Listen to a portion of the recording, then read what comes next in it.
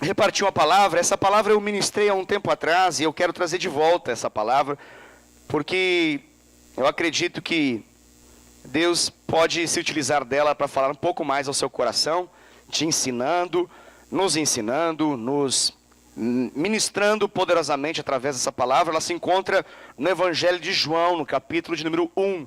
Evangelho de João, capítulo de número 1.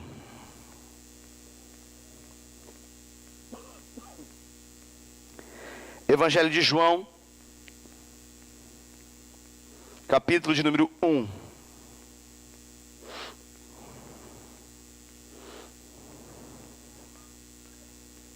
Verso de número 40.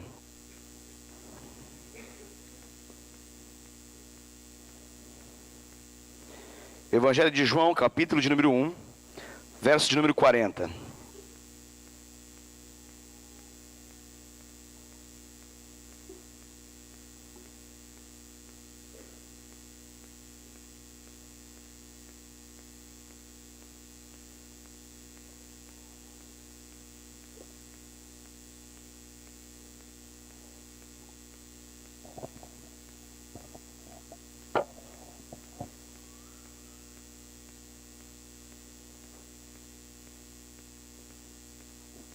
Glória a Deus. Nós vamos ler do verso de número 40 até o verso de número 42. Diz assim a palavra do Senhor. Era André, o irmão de Simão Pedro, um dos dois que tinham ouvido o testemunho de João e seguido Jesus. Ele achou primeiro o seu próprio irmão, Simão, a quem disse: achamos o Messias, que quer dizer Cristo. E o levou a Jesus.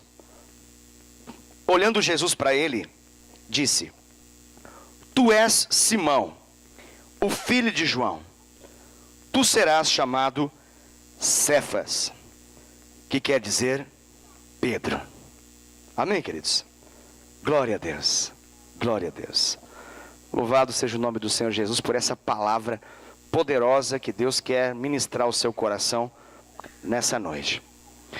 Você sabe, você que tem nos acompanhado ao longo de todo esse ano de 2018, para nós, como Igreja Fonte de Vida, em Indaiatuba, é o ano do extraordinário. E como ano do extraordinário, nós temos ministrado desde o culto da virada. E continuaremos a ministrar ao longo de todo esse ano de 2018, ministrações que visam nos capacitar, nos treinar, nos moldar, nos direcionar para vivermos esse extraordinário de Deus. Cremos de fato que essa palavra do Senhor, ela tem produzido muitos frutos em nossa vida, como igreja, como estrutura, como ministério de uma igreja local, nos levando a impactar muitas e muitas vidas. De fato, Deus tem já realizado ao longo desses 8 meses de 2018, coisas extraordinárias no nosso meio.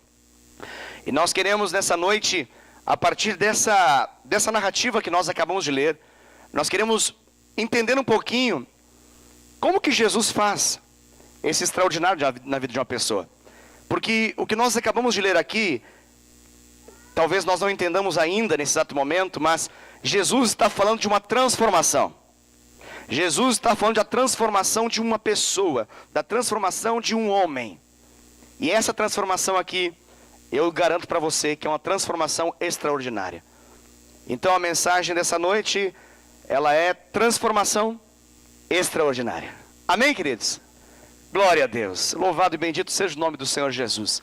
Eu quero que você coloque sua atenção em mim aqui. Por gentileza. Eu quero convidar você, a você nessa noite fazer um exercício comigo. Eu sei que você tem caminhado conosco e tem conhecido da palavra de Deus, tem lido as Escrituras Sagradas, você tem ouvido, sido ministrado, você conhece bastante de Bíblia. E eu tenho certeza que vai ser fácil para você deixar-se conduzir pelo Espírito nisso que eu vou falar. Eu quero que você imagine como se você fosse uma testemunha ocular, como se de fato você estivesse presente nesses acontecimentos. Eu gostaria que você imaginasse aquilo que a Bíblia narra em Atos capítulo 2, quando ela narra o momento em que a igreja é surpreendida pela descida do Espírito Santo. Se você quiser, se permita que o Espírito Santo agora te leve para dentro desse texto. Eu quero que você imagine a experiência que aqueles homens e mulheres passaram. A Bíblia narra lá que eles estavam em 120 pessoas. 120 pessoas era o número daqueles que até aquele presente momento haviam confiado em Jesus. E diante de uma palavra que Jesus havia falado para eles, de que eles deveriam esperar em Jerusalém até que do alto eles pudessem ser revestidos de poder, eles decidiram então obedecer. Então estavam lá 120 pessoas. Mas detalhe, esses 120 homens não eram homens cuja coragem era o seu forte. Não eram homens cuja intrepidez, bravura, coragem era o seu forte. Muito pelo contrário, porque a verdade é que eles tinham passado por uma crise um tempo antes. E demoraram a entender de fato tudo o que estava acontecendo. Muitos deles, até aquele presente momento, se encontravam até mesmo preocupados mais em si mesmos do que propriamente naquilo que Jesus havia dito, falado e feito até então. E por mais que Jesus havia ministrado tão poderosamente ao longo de 3 anos e meio junto a muitos deles, muitos daqueles 120 estavam tímidos, estavam medrosos, estavam acovardados porque temiam pela sua própria vida.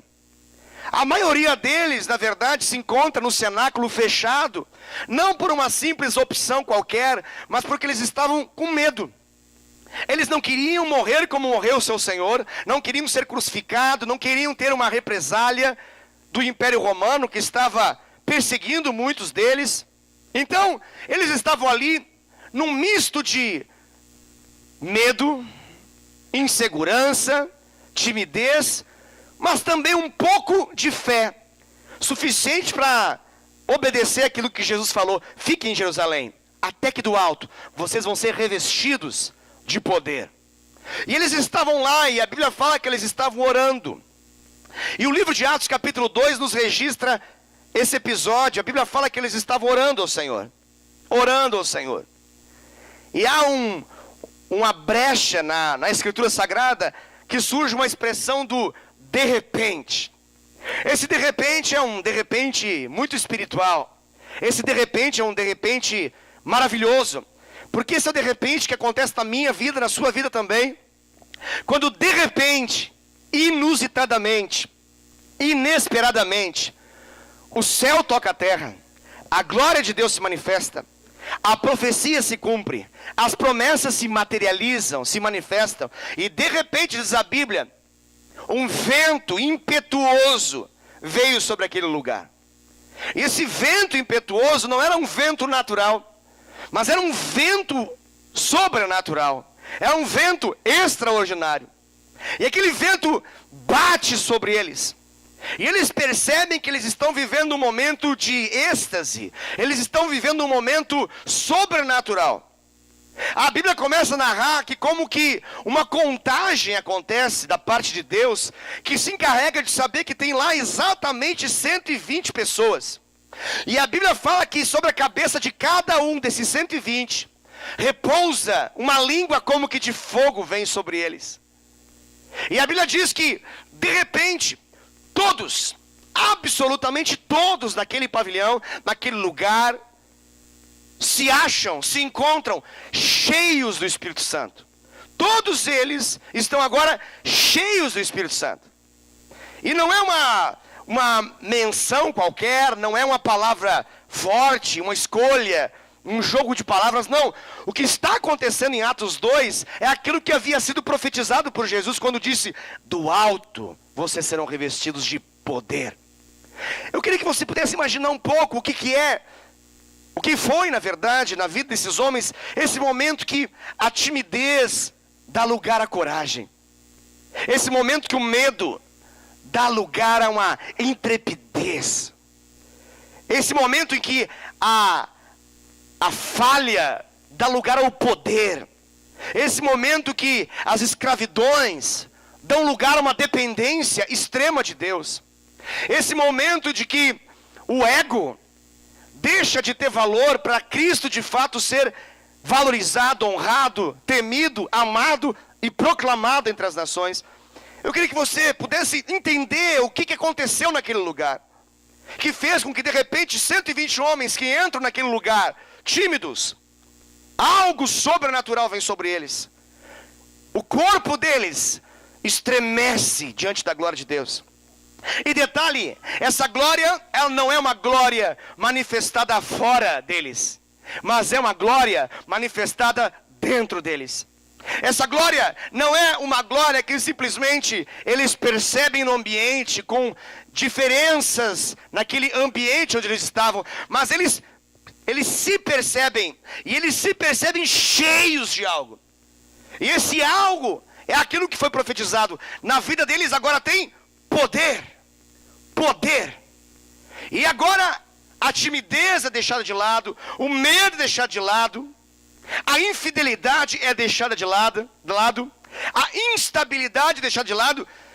E no momento seguinte você encontra agora 120 homens tomados, não apenas cheios, vou aumentar aqui a expressão, tomados do poder de Deus. Tomados de tal modo que eles não conseguiam se segurar. Tomados de tal modo que eles não conseguiam se conter. Tomados com tamanha euforia, com tamanha glória, que a língua deles tremelicava dentro das suas bocas. E um fogo não apenas se encheu no coração deles, mas esse fogo agora está na garganta deles, está na língua deles. E eles estão agora bradando, falando, gritando. Eles estão agora destemidos. Eles estão agora empoderados. Foi-se o medo, foi-se a insegurança. E todos agora estão bradando em línguas. E pelo que a gente percebe na palavra, não foi apenas um bradar em línguas estranhas, mas uma euforia sobrenatural veio sobre eles, que a aparência deles, para quem estava passando, foi alterada completamente. Isso chamou muita atenção, muita atenção. Eram dias de Pentecostes, eram dias de uma festa judaica. A cidade de Jerusalém estava lotada, tomada de estrangeiros. Povos dos mais diversos estavam em Jerusalém em função dessa festa. Nesses dias, a população de Jerusalém, ela aumentava 10 vezes mais do que era comum, aquele contexto, aquela população. Então, a cidade estava completamente cheia. E Deus fez com que naquele exato momento isso acontecesse. E agora eles estão chamando a atenção literalmente. Mas eles não estão chamando a atenção por qualquer coisa, mas porque algo sobrenatural está acontecendo na vida deles. Eles estão lá, e as pessoas se aproximam, e as pessoas não entendem o que está acontecendo. As pessoas chamam umas às outras, e com certeza, de acordo com o registro bíblico, pelo menos 3.000 pessoas se aglomeram na frente desse acontecimento. Nas ruas de Jerusalém agora, não há mais um cenáculo. 3.000 pessoas estão olhando atônitas, perplexas, se perguntando o que está acontecendo com esse povo. E algumas pessoas um pouco maldosas, um pouco sem compreender o que estava acontecendo, começaram a julgar aquilo numa ótica natural. E ao perceber que aqueles homens estavam tomados, que eles mal conseguiam se segurar, eles de algum modo caíam ao chão, se levantavam, caíam de novo, eles rodavam, eles estavam tomados por uma realidade que eles nunca tinham tido antes. E as pessoas se uniram e começavam a dizer: olha, eles estão embriagados, eles estão bêbados. E aí então outras pessoas diziam: mas não pode porque não é hora para isso acontecer. Eles não estão bêbados. Enquanto algumas pessoas se perguntavam se eles estavam embriagados, bêbados, se eles estavam debaixo de algum alucinógeno, de algum entorpecente qualquer, outros diziam: para um pouquinho, perceba o que eles estão falando. E de repente tem pelo menos 3.000 pessoas que ficam quietas diante de um culto pentecostal ao extremo. Tem 3.000 pessoas com os olhos arregalados, olhando e perguntando: meu Deus, o que é isso? E quando eles param para ouvir, eles começam a ouvir das grandezas de Deus na sua própria língua natural, na sua própria língua de origem. E eles começam a falar uns com os outros. Imagine 2 brasileiros lá, se perguntando: meu Deus, a gente está em Israel, Jerusalém, como que esse povo aprendeu a falar tão bem o nosso idioma? Eles têm os fonemas perfeitos, a expressão vocálica perfeita. Como que eles aprenderam? E outros falavam, não pode, esse povo é ignorante. Eu conheço esse povo. Esse povo está aqui na Galileia. É um povo simples, povo humilde. Gente normal, gente comum. Eu conheço eles. Ao longo de 3 anos, eles estavam se reunindo com um homem aí. E agora deu nisso, eu não sei o que aconteceu. Não tem como acontecer isso. Nós estamos diante de um milagre. E todos os 3.000 começam a fazer aquele barulho, se perguntando o que está acontecendo, gente. Porque isso é anormal, isso é especial, isso é extraordinário. E de repente, um homem se levanta. Quero que você imagine essa cena. Esse homem se chama Pedro. E esse Pedro, ele se levanta. E ele corajosamente, intrepidamente, olha na direção daqueles 3.000 atônitos, perplexos, e diz: varões israelitas, ou seja, homens de Israel, não tenham medo.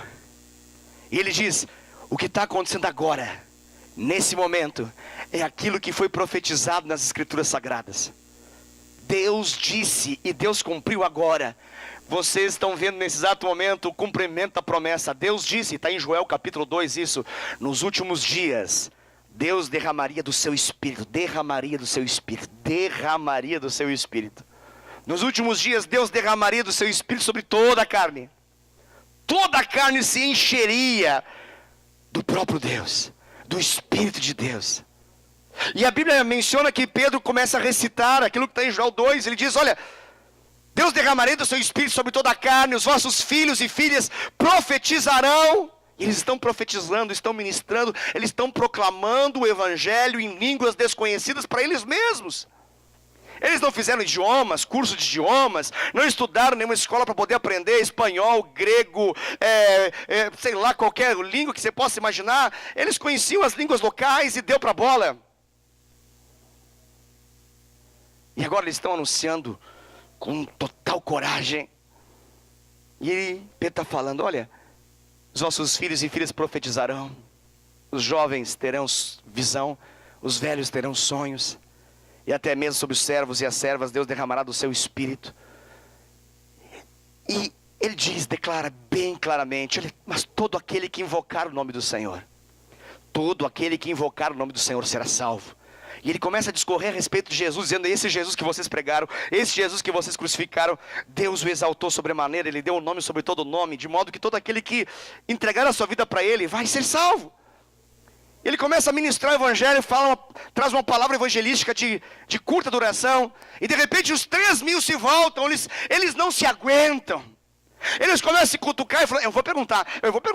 Eles não aguentam e eles falam: ei, homem, pregador, o que nós precisamos fazer para sermos salvos?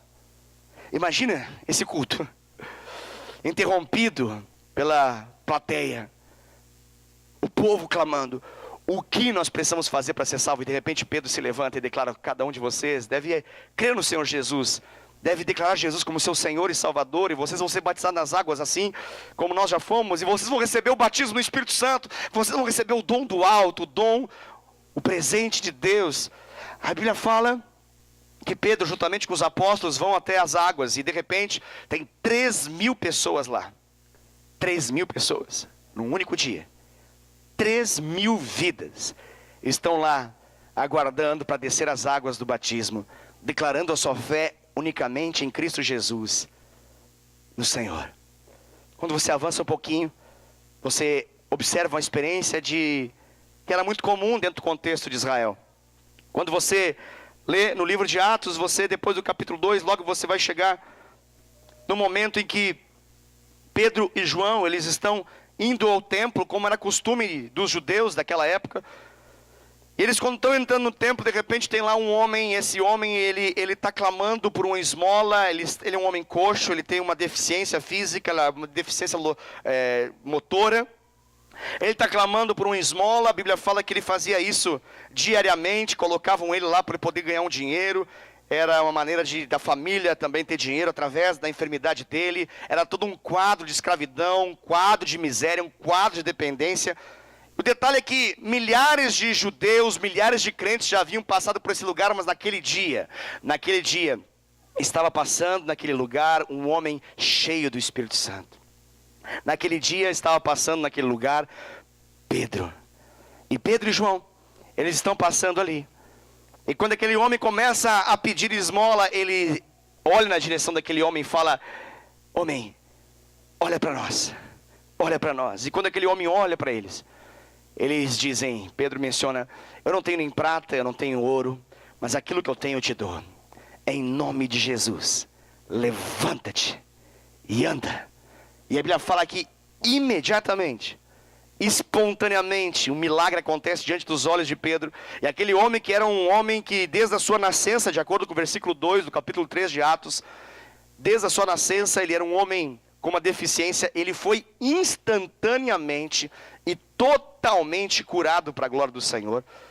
E aquele coxo deixa de ser coxo, agora ele está saltando, dançando, ele entra dentro do templo fazendo uma santa algazarra, fazendo uma santa bagunça, gera um problema momentâneo ali para ser resolvido, mas o que acontece é que aquele homem não foi mais o mesmo, porque passou na vida dele um cara chamado Pedro, um homem cheio do Espírito Santo.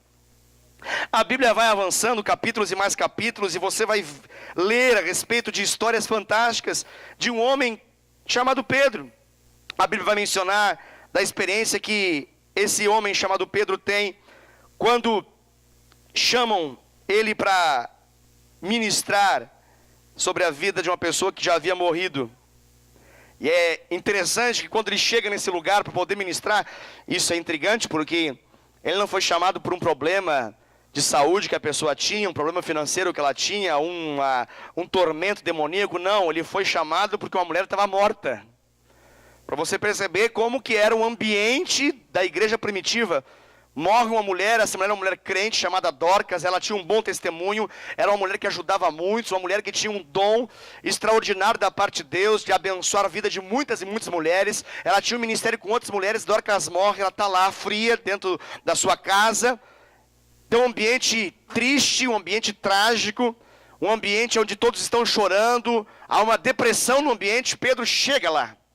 E quando ele chega, ele fala: por favor, todo mundo saia. Então ele está diante daquela mulher morta. Ele olha na direção daquela mulher, ele ora sobre aquela mulher. E ele diz para aquela mulher: em nome de Jesus, levanta-te. E a Bíblia fala que uma explosão de milagre acontece na vida daquela mulher. E instantaneamente aquela mulher volta à vida. E ele pega e entrega ela de volta para todas as suas amigas. E todos glorificam o Senhor. Quero que você ainda me empreste a sua imaginação, para você imaginar a cena do mesmo Pedro caminhando pelas ruas de muitos lugares. E a Bíblia registra que a glória de Deus era tão extraordinária sobre a vida dele, que fazia com que as pessoas pegassem as macas, com os enfermos deitados nessas macas, puxassem, arrastassem essas camas, essas macas para as calçadas, para que quando Pedro passasse, a sombra do Pedro, preste atenção nisso, a sombra do Pedro curasse os enfermos. E a Bíblia fala que houve muitos registros da sombra desse homem chamado Pedro curando os enfermos. Você consegue imaginar um homem assim? Você consegue imaginar um homem que com uma pregação 3.000 pessoas se convertem? Você consegue imaginar um homem que uma oração, através da sua oração, um coxo deixa de ser coxo, sai andando, pulando, saltando e dançando? Você consegue imaginar um homem que entra numa casa de luto, num velório, ele interrompe o velório para orar e diz assim: por favor, todo mundo saia. Ele coloca as mãos sobre a mulher morta e fala: mulher morta, volte à vida. E pelo poder do nome de Jesus na vida desse homem, aquela mulher morta volta à vida. Você consegue imaginar um homem que passa pelas ruas e a glória de Deus é tamanha sobre a vida dele, que as pessoas começam a puxar os enfermos, a arrastar para que a sombra dele, mesmo que ele não percebesse, as pessoas, quando o sol batesse no seu corpo e projetasse a sombra dele pudesse curar as pessoas, porque a glória de Deus estava sobre o seu corpo. Você consegue imaginar o que Pedro sentia cada vez que ele se movia no extraordinário, se movia no poder de Deus? Você consegue imaginar as emoções que tinha dentro do coração desse homem? Agora você consegue imaginar aquilo que não está registrado na palavra de Deus, que não está registrado nas escrituras sagradas, mas que a história cristã diz dos últimos dias de Pedro. A história cristã menciona que os últimos dias de Pedro foram dias em que ele foi confrontado, porque ele se transformou ao longo da sua vida num grande líder. Foi um líder fiel, temente a Deus, impactante, influenciador. Mas o Império Romano aumentou a sua perseguição sobre os cristãos, até que chega um momento que eles pegam a vida, capturam a vida de Pedro, e colocam ele agora diante da possibilidade de morrer, ou então negar a Jesus. E agora você tem ali um homem corajoso, com a mesma coragem de Atos 2, Atos 3, Atos 5 e Atos 7. A mesma coragem relatada no livro de Atos dos Apóstolos. Ele está diante daqueles que estão ali para persegui-lo e matá-lo. E aqueles homens estão ali para poder dizer para ele: olha, Pedro, você tem a oportunidade, negue a Jesus e você não morre. E ele fala: eu não vou negar o meu Cristo, eu não vou negar o meu Jesus. E aqueles homens então dão a sentença para ele, dizem: Pedro, você vai morrer. E você vai morrer que nem o teu Senhor, você vai morrer crucificado. E ele fala assim: não, me dê o direito de não morrer como meu Senhor. Eu posso ser crucificado, mas me crucifique de cabeça para baixo. E narra a história que Pedro morre crucificado, assim como Cristo foi, de cabeça para baixo. Mas ele não negou a sua fé. Você consegue imaginar um homem que não apenas começa, mas que chega até o fim? Um homem que guarda a sua fé, guarda a esperança, guarda a confiança. Um homem que o resumo da sua vida em Cristo é gastar a sua vida para que muitos possam conhecer a Jesus. Você consegue imaginar um homem que todos os seus dias, depois desses acontecimentos de Atos capítulo 2, passaram a ser para a glória de Deus, para tornar o nome de Jesus conhecido entre as nações? Você consegue imaginar tudo isso? Consegue comigo? Amém? Então volte para a palavra de Deus agora em João capítulo 1, versículo de número 40. Até o versículo de número 42, que foi o versículo que você leu. João capítulo 1, verso 40 a 42. Lá você leu comigo, no dia em que esse homem teve um encontro com Jesus. A Bíblia aqui se encarrega de dizer que quem encontrou Jesus primeiro foi o seu irmão. O nome do irmão de Simão Pedro era André. André conheceu a Jesus. E como todo bom crente que tem um verdadeiro testemunho de conversão, e como todo bom cristão que de fato e de verdade não apenas se convenceu, mas que se converteu a Cristo, à medida que se converte a Cristo, ele deseja que toda a sua casa seja salva.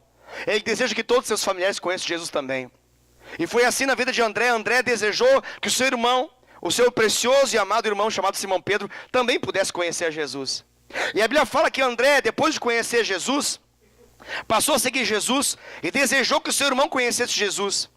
E ele começou então a falar de Jesus para o seu irmão. Diz o versículo 41, ele achou primeiro o seu próprio irmão Simão, a quem disse: achamos o Messias. Entenda essa palavra como: eu conheci o Cristo, eu conheci aquele que foi profetizado de Gênesis a Malaquias, eu conheci aquele que foi prometido a Israel, eu conheci. E a minha vida foi mudada. E agora o André está falando para o Simão Pedro: Simão Pedro, eu quero te apresentar para Jesus. Eu quero que você conheça Jesus. Eu quero que você tenha uma experiência com Jesus. E agora o André, eu tenho certeza disso, ele vai tentando, na melhor da sua capacidade, informar para Simão Pedro como é Jesus. Eu imagino que ele está falando: olha, quando você conhecer Jesus, você vai ver com seus próprios olhos, você vai ter uma experiência impactante, seu coração vai ficar cheio daquilo que também o meu se encheu, da glória de Deus. Você vai ter uma experiência maravilhosa. Jesus é lindo, é impactante, é maravilhoso. Mas o detalhe, quando ele chega próximo de Jesus, ele está trazendo seu irmão para Jesus. Quando ele chega perto de Jesus, amém? Quando ele chega perto de Jesus, Jesus não precisa de apresentação. Jesus não precisa que ninguém seja apresentado. Jesus conhece todas as coisas. Não há nada que Jesus não conheça. E Jesus olha na direção desse homem chamado Simão Pedro e fala para ele uma palavra no mínimo intrigante. No versículo 42 diz a Bíblia que Jesus olha para Simão Pedro e fala: tu és Simão, o filho de João. Tu serás chamado Cefas, que quer dizer Pedro. Essa palavra é um enigma, mas ao mesmo tempo é uma palavra que, uma vez conhecida, você passa a entender claramente qual é a obra de Jesus na vida de uma pessoa. E eu quero dizer para você que me ouve nessa noite, que essa obra que Jesus fez na vida desse homem, é a mesma que Ele está fazendo na sua vida, bem como a mesma que Ele está fazendo na minha vida. Jesus olha para esse homem e surpreende esse homem pelo conhecimento. Simão Pedro fica perplexo porque está diante de fato do Cristo. E o Cristo o conhece. O Cristo sabe quem Ele é. E detalhe, nós somos brasileiros do século 21. E estamos a pelo menos 21 séculos de diferença. E estamos a milhares de quilômetros de distância do contexto dessa palavra. E quando alguém nos narra essa palavra de Simão Pedro, nós não entendemos nada, mas Simão sabia o que isso significava. Assim como Jesus sabia aquilo que ele estava declarando sobre Simão Pedro. Quando Jesus olha para Simão Pedro, Jesus diz: tu és Simão. Tu és Simão. E ele conclui a frase dizendo: mas tu serás Cefas. E aqui a Bíblia deixa muito claro para a gente poder entender, quase como que uma nota de rodapé, está escrito: que quer dizer Pedro? Para ninguém ficar com dúvida. Que quer dizer Pedro? E aí a gente fica com dúvida, porque a gente não entende nada. Porque a Bíblia começa dizendo no versículo 40 que é Simão Pedro o nome do cara. Aí no versículo 42 diz: tu és Simão, mas tu serás Pedro. A gente fala, não deu para entender nada. O nome do cara já era Simão Pedro. Jesus falou que o nome dele era Simão, mas que ainda não era Pedro. Mas vai ser Pedro. Mas o nome dele é Simão Pedro. Alguém que não entende parece que estava falando com a Dilma aqui, né?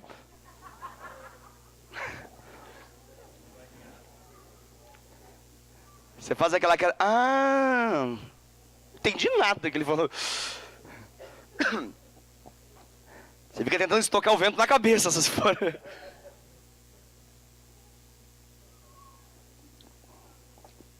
Então o que está escrito aqui, pastor? Explica para a gente poder entender.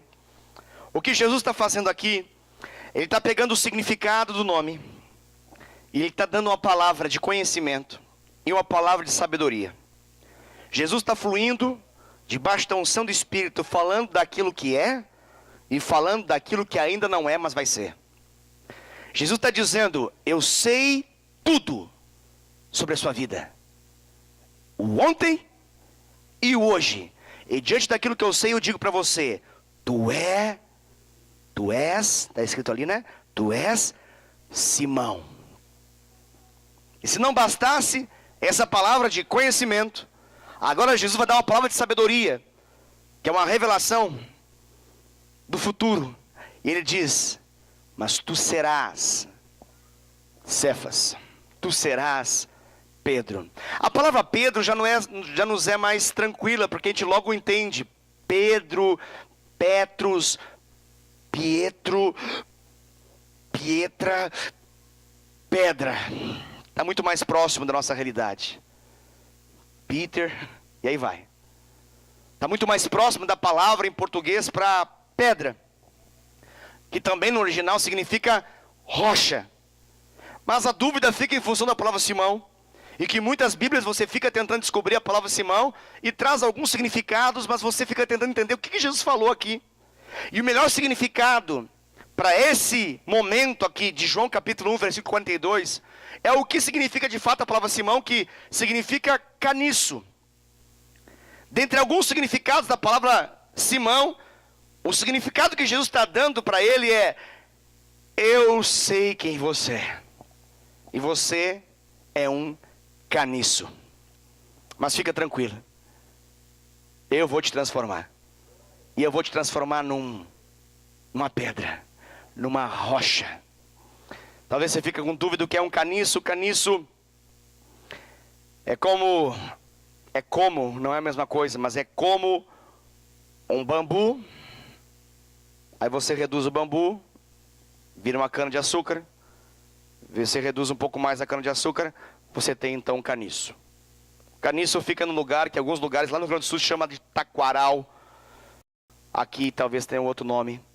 Mas o caniço é muito utilizado quando você não tem dinheiro para poder comprar molinete, que você não tem dinheiro para poder ir numa loja de pescaria e comprar pronto todo aquele sistema maravilhoso que hoje tem.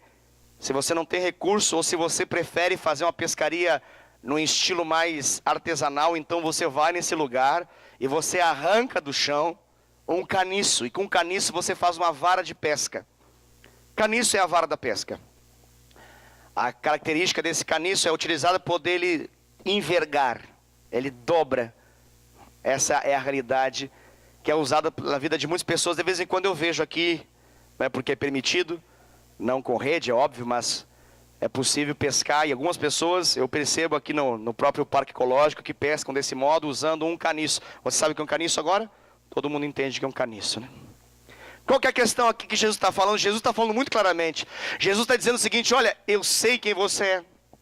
E você é uma pessoa instável. Você é uma pessoa extremamente instável, controlada pelas circunstâncias.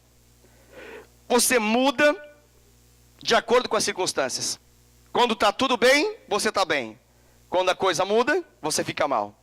Quando as coisas estão boas para você, você está crente, está convicto, está espiritual, está pentecostal. Mas quando as coisas ficam ruins, quando as coisas ficam estreitas para você, você desacredita naquilo que você acreditava, você se torna infiel, você abandona, você muda o seu comportamento, você muda as suas atitudes, você muda o seu jeito de pensar, e você até se entende como um descrente.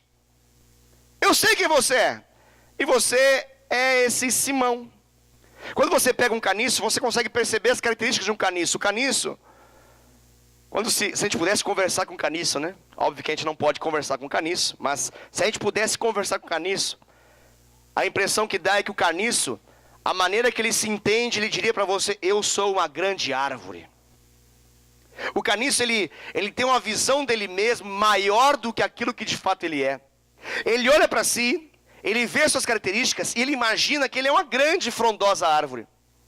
Ele consegue chegar a essa conclusão porque dele saem folhas, umas folhas longilíneas, umas folhas alongadas. Ele olha então, ele percebe logo: olha, eu sou uma árvore frondosa.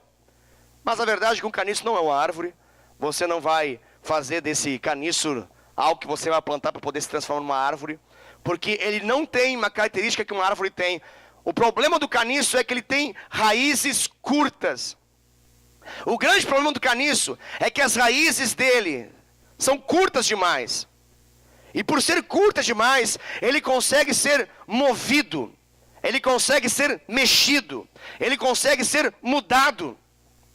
Ele não é imutável, ele não é algo seguro, que você pode confiar muito nisso, não. De acordo com o vento, o caniço muda. Quando você está num dia de céu claro, céu de brigadeiro, sol estalando, sem vento nenhum, o caniço está lá, firme, forte, bonito, com a aparência de uma grande, maravilhosa árvore. Ele está reto, ele está firmado. Mas quando chega o vento, o que acontece com o caniço? Ele enverga. O que acontece com o caniço? Ele muda o seu jeito de ser. Depois de uma grande ventania, você vai dar uma olhada, tirar uma foto do caniço. Os caniços estão tudo virados de acordo com o sentido do vento. Se o vento está vindo de lá para cá, os caniços todos, depois do vendaval, eles estarão inclinados de acordo com aquilo que o vento fez. Inclinados para o lado, de acordo com o sentido do vento. Agora, se a ventania mudar, o caniço enverga para o outro lado também. Se o sentido do vento for de lá para cá, consegue mexer sua estrutura de tal modo que ele se enverga. E dependendo da força, da intensidade do vento, ele pode até quebrar. Por que acontece isso? Porque o caniço, ele é frágil. O caniço, ele é instável. O grande inimigo do caniço é justamente o vento. Jesus olha para esse cara e fala: eu sei quem você é, eu conheço você, você é instável. Mas calma, tu serás uma pedra, uma rocha. Agora pare e pense comigo. Nem o mais maravilhoso laboratório da face da terra, nunca antes, nem agora e jamais conseguirá transformar um caniço numa rocha. Essa transformação, ela é absolutamente impossível. É por isso que a mensagem dessa noite é transformação extraordinária. O conhecimento humano, o avanço da ciência, consegue fazer mutação consegue fazer a alteração por meio de genética, fazendo que uma coisa vire outra, fazendo até mesmo que um ser vire no outro ser. Mas nunca, jamais, nem agora e nem nunca acontecerá, de você transformar um caniço numa pedra. Isso não pode. Por quê? Porque são duas coisas absolutamente diferentes.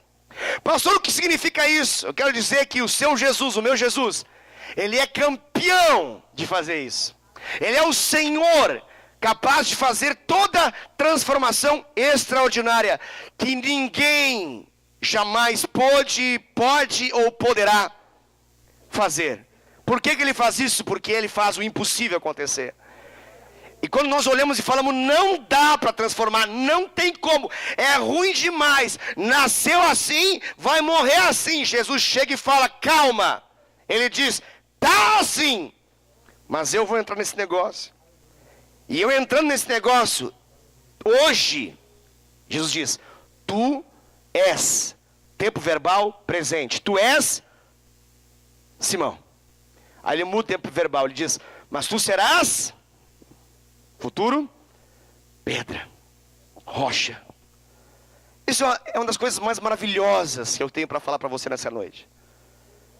Pastor, o que tem maravilhoso isso? Eu quero dizer para você que todo dia, o seu Jesus, o meu Jesus, está fazendo isso na sua e na minha vida. Todo dia. Todo dia. Até que chegará um dia que vai virar na Bíblia, assim como foi na Bíblia, vai virar na sua vida. Vai acontecer um de repente de Deus. E de repente você vai olhar para si mesmo. E você não será mais caniço. E você foi transformado numa pedra viva. E você foi transformado numa rocha sólida, forte, que aguenta a pressão, que se faz casa em cima, que dá para se estruturar vidas, histórias, famílias, igreja, até mesmo em cima disso. Por quê? Porque você virou em algo que a terra não pode fazer, mas que o Jesus que desceu do céu faz na terra, faz na minha e na sua vida. Pastor, o que ele faz, pastor? Ele faz aquilo que é impossível. Jesus é campeão de fazer aquilo que não é, se tornar em algo que é. Jesus, ele ama esse negócio. Não é, deixa para mim, eu vou pegar e vou fazer ser. Isso é extraordinário, isso é maravilhoso. Pastor, mas que esperança isso tem para mim? A mesma que tinha nesse homem. Lembra que eu comecei a pregação falando, por favor, imagine comigo. Lembre de um homem simples, comum, normal, ordinário, que de repente se levantou no meio de 3.000 pessoas, chapado do Espírito Santo, tomado da glória, envergado pela glória de Deus. Ele fala, varões israelitas, lembra aquilo que falei? É esse homem. Se aconteceu na vida desse homem, pode acontecer na sua vida, na minha vida também. Por quê? Porque sobre nós repousa uma palavra. E essa palavra é a mesma que ele liberou sobre a vida desse homem. Tu és instável. Tu és ruim que dói. Tu és escravo. Tu és ruim demais para se investir. Tu és uma pessoa que hoje quer, amanhã não quer. Tu és uma pessoa instável demais. Mas, ouça Jesus falar, eu estou te transformando, eu estou fazendo algo tão sobrenatural, tão extraordinário, que vai te transformar em algo completamente diferente, que a terra vai olhar e vai reconhecer, esse é um Pedro, é uma pedra, em nome de Jesus, em nome de Jesus. Eu narro para você algumas histórias para que você possa entender isso. A Bíblia fala em Mateus, tanto em Mateus 15, quanto capítulo 17, 18, aquilo que eu vou falar agora, menciona desses acontecimentos para você perceber, ouvir um pouquinho, ser ministrado pela palavra de Deus, narrada através da minha vida nessa noite, aquilo que de fato esse Jesus falou, porque aqui em João capítulo 1, versículo 40 e 42, ele fala isso, mas a história dos evangelhos mostram isso na prática. Quando Jesus começou com esse cara, ele começou com esse cara como um caniço de fato, de verdade. Jesus chama esse homem, e detalhe, não era só ele que era assim, todos eles eram assim. Todos eles eram tímidos, medrosos, acovardados, todos eles eram a mesma coisa. Esse Simão, na verdade, ele se apresenta como um representante de todo um taquaral, de todo um caniço, todos caniços juntos. Ele é o líder deles. A única diferença dele é que ele tem coragem de falar em nome de todos os demais caniços, mas ele não passa de um outro caniço, como os demais. A Bíblia fala que chega um momento, Jesus está caminhando com eles, detalhe, Jesus chamou esses homens para junto de si, para primeiramente estar com ele, para depois anunciar as grandezas de Deus. E ele chama esses 12 discípulos e tem um momento, um acontecimento muito lindo, interessante, a Bíblia narra, quando Jesus ele sai de um lado, ele está agora com um lago, na verdade um mar, ele pega um barco, ele fala para todos os discípulos, todos os apóstolos, os grandes apóstolos da fé cristã, ele chama apóstolos, venham todos e entrem no barco, ele vai com eles para o outro lado, e a Bíblia fala que isso acontece de manhã, ele passa o dia ministrando, Jesus prega, ministra, cura, liberta, ensina, e de repente, chega um momento que Jesus dá um comando para eles, fala assim, olha, entre no barco, e vão, eu vou ficar aqui orando um pouco mais. E Jesus agora ele vai orar ao Pai, ele sobe uma montanha, ele fica lá, a sós com o Pai, buscando a Deus. O detalhe dessa história, estava tudo indo muito bem, mas o que acontece é que fica tarde. E agora, aqueles 12, que eram 13 antes, eram os 12 homens e Jesus, mas agora Jesus está fora do barco, Jesus está no outro lado, e agora dá 3 da manhã. 3 da manhã, madrugada profunda, um breu completo, uma escuridão absurda. E detalhe, a Bíblia fala que o tempo não estava firme, não estava bom. Então você tenta imaginar que quando o tempo não está bom, se já não está bom na terra, imagina no mar. Se já não está bom na terra firme, imagina nas águas. Detalhe, eles olham para cima, não tem claridade nenhuma, tempo fechado. Tempo fechado, não tem muita iluminação. Ele não tinha lanterna de celular, não tinha lanterna, não tinha nada. Nós estamos aqui no 1º século. O que acontece? Eles estão no meio da travessia. E Jesus, diante desse desafio, que não tem nenhum desafio para Jesus, ele vai caminhando sobre as águas. E quando ele vai caminhando sobre as águas, diz a Bíblia que chega um determinado momento, que ele se aproxima desse barquinho, aonde estão os 12 homens.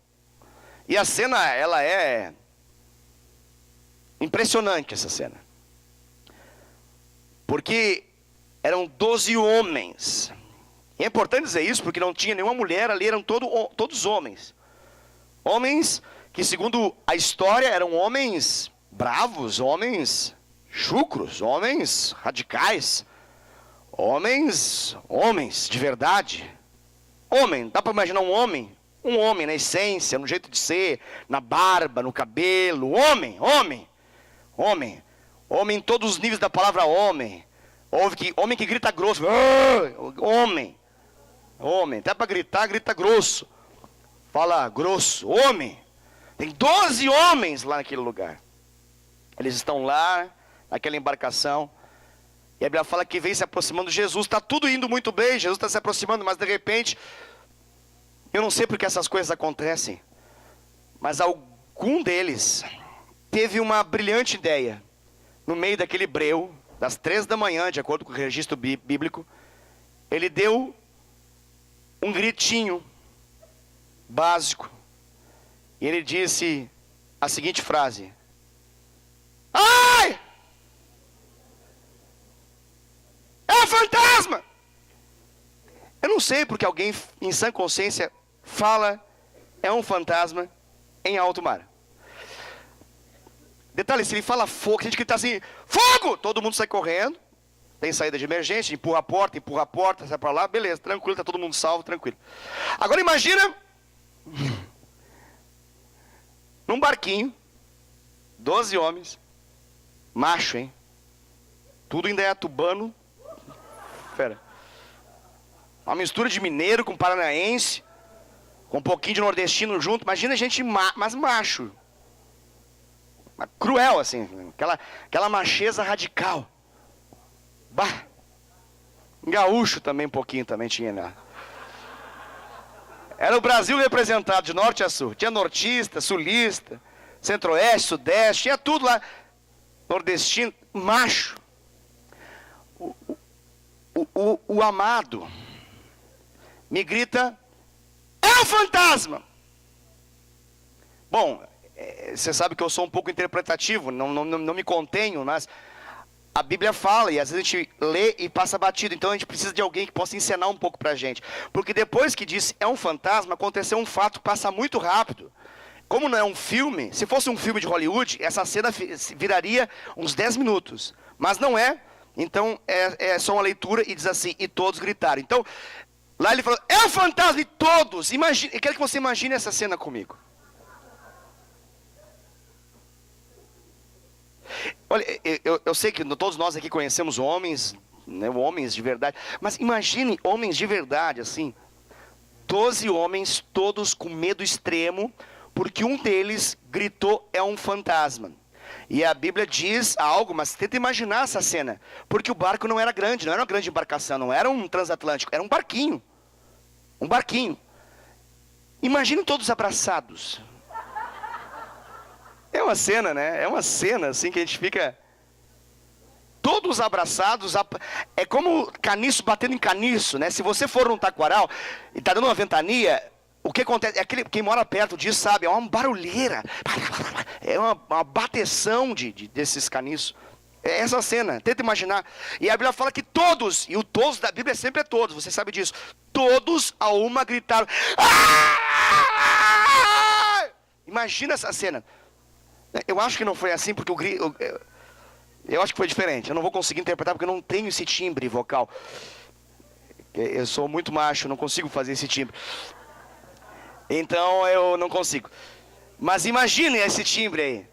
Medo extremo.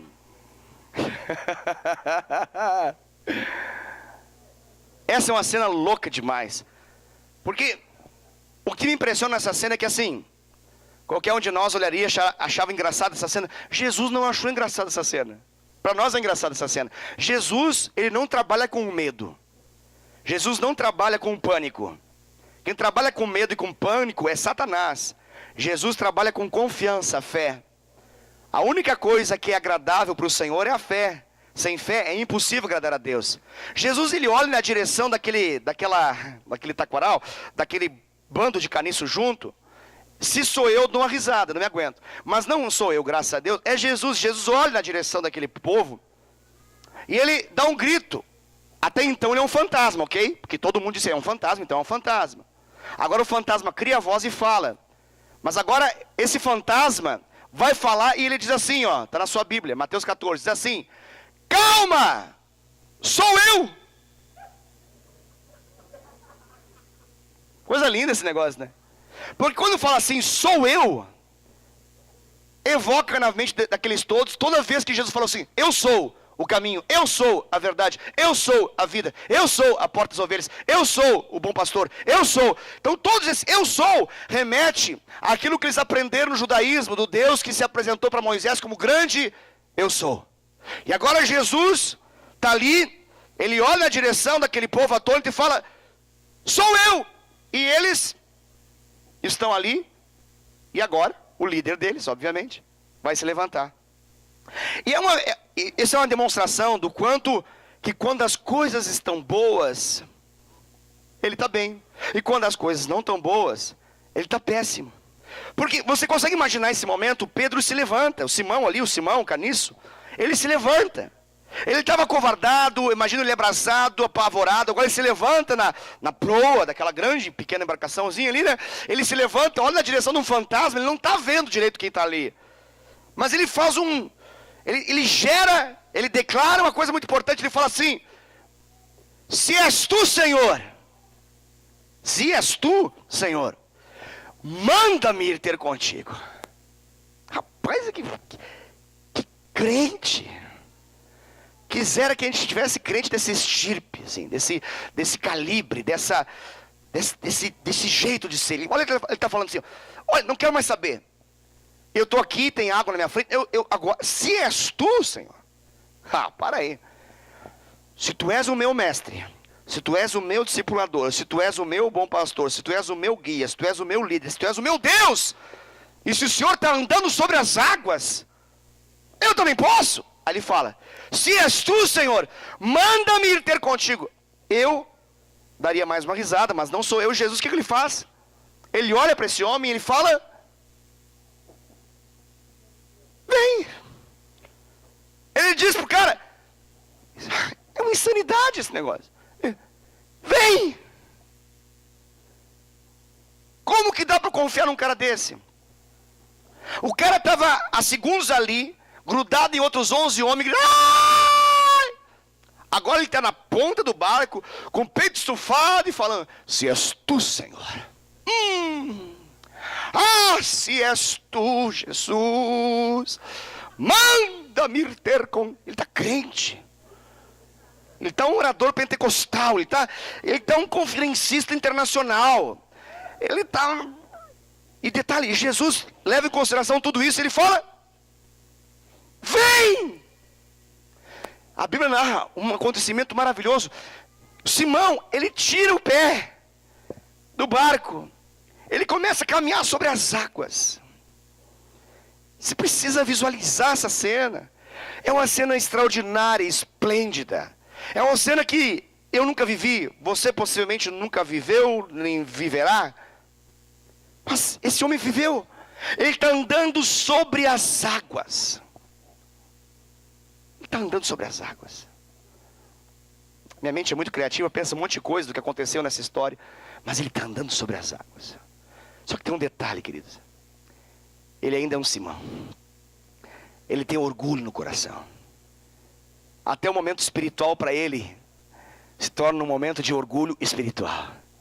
Até o momento de glória se transforma para ele num momento de glória humana. Ele está pensando, eu imagino ele pensando isso tudo. Meu Deus, eu estou andando sobre as águas.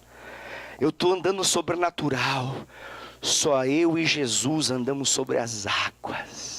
Ninguém mais anda sobre as águas na face da terra. Isso é coisa para gente como a gente, que anda sobre as águas. Eu e meu mestre Jesus. Ele está pensando: meu Deus, o que eu vou contar lá em casa? Eu vou contar para minha sogra. Ele tinha uma sogra. Eu vou contar para ela: eu estou andando sobre as águas. Tinha uma esposa, ele vai contar para a esposa. Ele vai contar em casa: eu andei sobre as águas. Mas de repente diz a Bíblia que em algum momento, a Bíblia não narra exatamente tudo o que aconteceu. A Bíblia só fala assim: percebendo a força do vento. Mas antes de perceber a força do vento, em algum momento ele desconecta do Senhor. Na minha Bíblia ilustrada, na minha cabeça, eu imagino ele está andando nesse momento. E eu acho que ele não se contém, ele olha para trás. Porque não basta para esse homem viver o que está vivendo, ele tem que mostrar para os outros o que ele está vivendo. Ele tem que dar uma olhadinha para trás e acenar, do tipo: eu estou andando sobre as águas. Você consegue imaginar a pessoa assim? Já conheceu alguém assim? Alguém que quando o momento é divino, ele está em cima das águas, ele não se contém, ele bota no Facebook: estou andando sobre as águas, ele faz... Você consegue imaginar ele se estivesse no século 21, irmãos? Ele ia fazer ele ia entrar no Instagram, ele ia entrar no Facebook, ele ia ficar online, ele ia fazer uma live, ele vai fazer um history, ele vai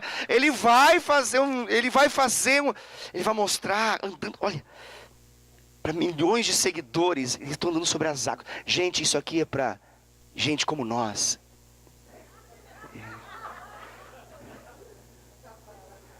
Você já deve ter conhecido gente assim. Consiga interpretar? Porque a Bíblia ela se encerra dizendo: e percebendo a força do vento. Mas para perceber a força do vento, você só percebe a força do vento depois que alguma coisa desconecta você de Jesus. Porque a Bíblia fala que enquanto ele estava olhando para Jesus, Simão, ele está andando sobre as águas. Mas como o orgulho tem peso, em algum momento ele tira os olhos de Jesus, talvez olha para trás, talvez dá um tchauzinho, fala: estou aqui andando sobre as águas, vocês não. Eu não sei o que acontece, mas alguma coisa acontece, que a Bíblia fala que ele começa a perceber a força do vento. Qual é o principal inimigo do caniço? É o vento bate. O vento agora bate nas suas costas, bate no seu peito, bate no seu lado, e ele percebe o vento. E quando as circunstâncias mudam, ele já não tem os olhos de Jesus, agora a sua atenção está nas circunstâncias, está no vento. E aquele excesso de confiança que ele tinha dá lugar a uma incredulidade tamanha. Ele não consegue crer naquele momento. Ele só consegue imaginar: eu vou afundar. E ele afunda. Ele afunda, toma uns caldão lá embaixo. Ele está lá tentando se salvar. A Bíblia fala que estava agitado as águas, o negócio estava complicado. Ele era um pescador, ele já deveria saber se virar, mas o negócio estava estranho, estava estreito, o negócio estava feio. Ele não esperava que ficasse tão ruim. Aí a Bíblia muda a cena. A declaração agora de um cara subindo e falando: Jesus, tomando um caldo, me salva. É uma loucura você imaginar uma pessoa assim. Pensa isso como num filme. Pensa comigo como num filme, com imagens. Minha mente funciona assim. Então, primeira imagem. Tudo tranquilo, num barquinho. 12 homens contando piadas gospel, contando piadas evangélicas, rindo um do outro. Olha o tamanho do seu nariz, olha a sua barriga, você está comendo muito, tem que parar com esse negócio. Aqueles comentários de crente, né? Quando é que você para de tomar coca? Aquela coisa toda. Eles estão lá. De repente, um deles grita: é um fantasma. Todos gritam junto. Simão também. Essa é a primeira cena. Todos gritam. A segunda cena, Jesus fala: calma, sou eu. A segunda cena é ele, Simão, de pé, peito estufado, corajoso, cheio de fé, olhando para Jesus, dizendo, sem conhecer de fato se era ou não era, sem reconhecer, ele diz: se és tu, Jesus, manda-me ter contigo. Uau! E agora ele anda sobre as águas, de acordo com a palavra de Jesus, ele começa a afundar. Isso tudo aconteceu, queridos, em minutos. Será que você conhece alguém que, em questão de minutos, vai do céu a algum outro lugar? Será que você conhece gente assim que em um minuto está crendo, mas crente assim, crente até o tutano do osso? Vem uma circunstância e muda, uma informação, e tudo fica estremecido. Tudo que estava firme agora fica instável. Tudo que estava firme por causa da raiz ser pequena é removido e você fica: ai, perdi a referência, me salva. Você confiaria em alguém assim? Você confiaria numa pessoa assim? Você confiaria a sua vida nas mãos de uma pessoa assim? Você casaria com uma pessoa assim, você, amada mulher? Você, amada irmã? Você teria uma pessoa dessa como referencial para ser seguido? Alguém que ora está no pico da montanha, outra hora está no pé do monte. Esse era o Simão. Simão, ele conseguia em meia hora mudar tudo. Jesus pergunta quem eu sou para essa turma, e eles falam: olha, o povo fala que tu é Jeremias, um fala que é Elias, outro fala que é um profeta, cada um fala uma coisa. Jesus fala: meu, vocês, o que vocês dizem que eu sou? E o Simão olha para ele e fala: tu és o Cristo, o Filho do Deus vivo. Jesus olha para ele e fala: cara, isso é tremendo. Jesus dá uma palavra poderosa e fala assim: Simão Barjonas, ou seja, filho do João, Simão Barjonas, isso não foi nem carne nem sangue que te revelou, isso foi o meu Pai que te revelou. Isso foi o Pai que te revelou. Ele fala: olha, tu és Pedro. Olha, agora virou Pedro já. E sobre essa pedra edificarei a minha igreja, e as portas do inferno não prevalecerão contra ela. Dar-te-ei as chaves do reino dos céus, e aquilo que ligar na terra será ligado nos céus, aquilo que desligar na terra será desligado nos céus. É muita palavra poderosa e profética em questão de segundos. Esse cara está cheio. Passa meia hora, Jesus fala assim: olha, eu vou sofrer, vou para Jerusalém, os homens vão me pegar, os homens da lei vão me apanhar, vou ser preso, vou morrer. Quando ele fala isso de preso, morrer e sofrimento, o Simão interrompe isso. Você sabe dessa história? Simão, no meio da galera, era um GDzão, tá todos os discípulos reunidos, Jesus e a sua trupe ali. Jesus e os 12. Pedro fala assim: Jesus, vem aqui um pouquinho, quero falar um negócio com você, que eu não entendi muito bem. Vamos ali. Ele chama no canto Jesus. Chama no canto Jesus e dá de dedo na cara de Jesus. Você consegue imaginar uma cena dessa? Ainda bem que você não conhece pessoas assim. Deve ser duro lidar com pessoas assim. Há instantes antes, ele tinha uma revelação do Pai. Ele falou que Jesus era o Cristo, o Filho de Deus vivo. Meia hora passa, Jesus fala que vai mudar a cena e vão sofrer. Ele fala: para aí, Jesus, vem cá. Jesus, o que está acontecendo, Jesus? Que história é essa de sofrimento? Mas da onde você tirou um negócio desse sofrer? Que história é esse negócio? Você me acabou de falar de chave, do ri, liga, on e off. Que isso? Para com esse negócio. Jesus, quer a chave? Você me deu, eu estou aqui, gente. Não para com esse negócio, estou com chave aqui, a chave. Vamos lá. A chave está aqui, ó. A chave que liga e liga. O que você ligar na sua vida, Jesus? Encosta sua cabecinha no meu ombro e chora. E conte todas as suas mágoas, todas para mim. Ele estava falando para Jesus o negócio. Você consegue imaginar? E a Bíblia fala: e Simão repreende Jesus. Não, isso é uma aberração. Jesus foi repreendido. Jesus foi repreendido por Simão. Simão está dando de dedo por quê? Porque ele falou em morte, sofrimento. Falou assim, tenta imaginar, foi a primeira placa evangélica. Ele levantou, pare de sofrer. Falou para Jesus, pare de sofrer. Chega, para. Vamos fazer uma campanha aí. Para com esse negócio, Jesus. Que isso, gente? Vamos para o monte orar. Está faltando oração, Jesus. Está orando pouco, esse negócio sofrer. Sofrer. Que história é essa? Jesus, aquela pedra lá que você falou. Tu és o Cristo. Deixa eu falar que você está um pouquinho. Você é o Cristo. O Filho do Deus vivo. Você pode tudo. Você fala assim, ó, e acaba com esse negócio. Que história de sofrer. Implanta o reino, me coloca como primeiro-ministro. Vamos lá, vamos fazer esse negócio acontecer. Agora vai. O louco dessa história toda é que meia hora antes Jesus falou, ei, para tudo. Esse cara acertou. E Jesus fala para ele, Simão Bar-Jonas, isso não foi carne e sangue. Ou seja, não foi homem da terra que te revelou, foi o papai que te revelou esse negócio. Agora Jesus está aqui. E o mais louco disso tudo, irmãos, eu não aguento de pensar esse negócio. Eu leio a Bíblia e esse negócio me dá... porque assim, Jesus está em silêncio ali. Você consegue imaginar o teu Jesus, o meu Jesus, sendo repreendido em silêncio? Ele está lá. Essas cenas que acontecem em igreja, claro que não na nossa, obviamente, mas está a igreja toda lá, e o Simão está repreendendo Jesus, e o povo está olhando e fala, meu Deus, olha que coragem, cara. Mas olha que petulância, olha, está dando de dedo no esse Simão é o cara mesmo. Há instantes antes, meia hora, Jesus falou, esse é o cara. Agora Jesus, e eles estão lá olhando, Jesus olha para ele, vai falar uma palavra só, uma frase só. Ele olha e fala, arreda, arreda-te, Satanás. Ai, esse negócio é forte. Deve ser duro conviver com uma pessoa assim. Perceba, profecia aqui, revelação. Isso não foi nem carne nem sangue que te revelou. Isso é coisa de crente, é espiritual. Foi o Pai que te revelou direto no seu coração. Agora Jesus fala assim, ei, arreda Satanás. Arreda Satanás.